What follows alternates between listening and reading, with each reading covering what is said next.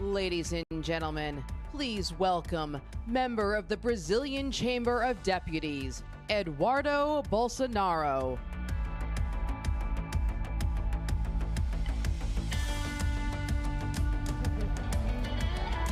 Que isso, ó? E aí?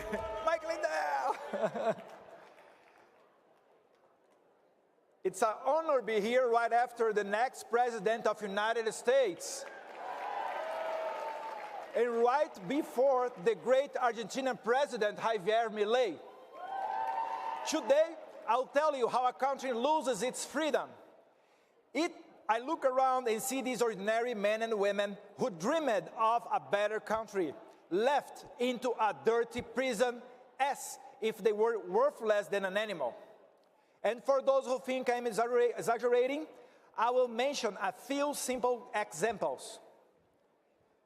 You can take a look at the images. Felipe Martins, the President Bolsonaro's international advisor, like Jared Kushner, a brilliant young man in his studies with a promising future, imprisoned by a court of exception, accused of a coup d'etat never attempted or planned, and without hope of minimally fair treatment, as due process and broad defense no longer exist in Brazil. Silvinei Vasquez, former chief of police during my father's administration, the chief who most seized the drugs in Brazil. Eduardo Naime, chief of police, who was injured during the protests on January 8th while working during his holidays.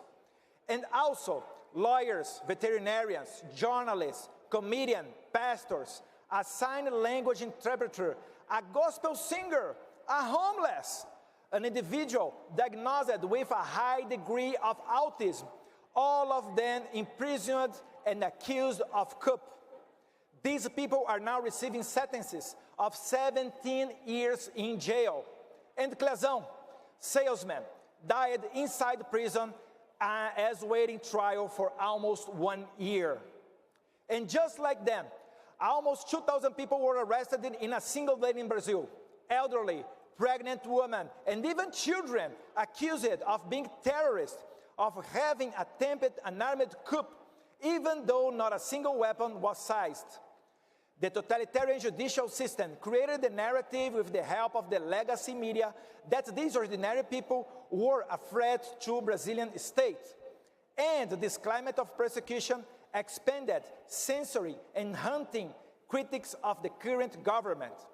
And under the excuse of preserving democracy that does not exist anymore, these selfless tyrants crush political opposition in the country. Today, even journalists are exiled in the United States, like Alan dos Santos, Rodrigo Constantino, and Paulo Figueiredo, who is here at CPAC and had a viewership similar to Tucker Carlson's when the regime forced them out. Their social media were taken down by orders of the court, their bank accounts frozen, and even their Brazilian passports have been canceled by those same people they criticized.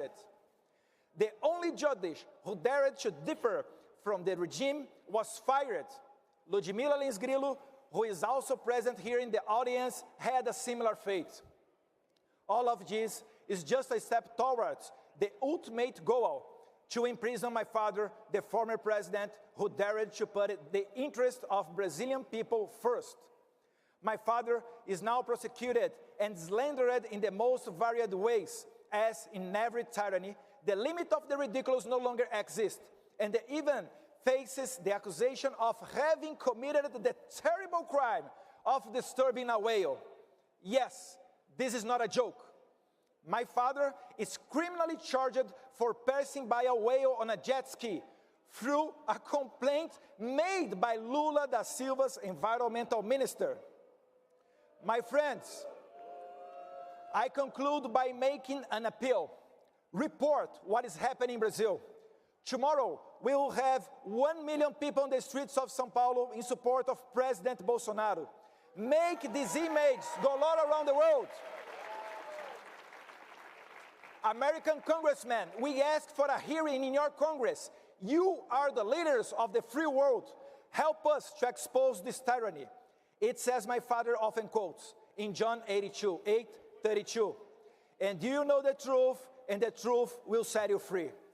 But there is still hope for Brazil. I'm looking forward here now to listen the great president of our brother country, Argentina, Javier Milei. God bless you. God bless the free world. Thank you, CPAC. Thank you. Thank you.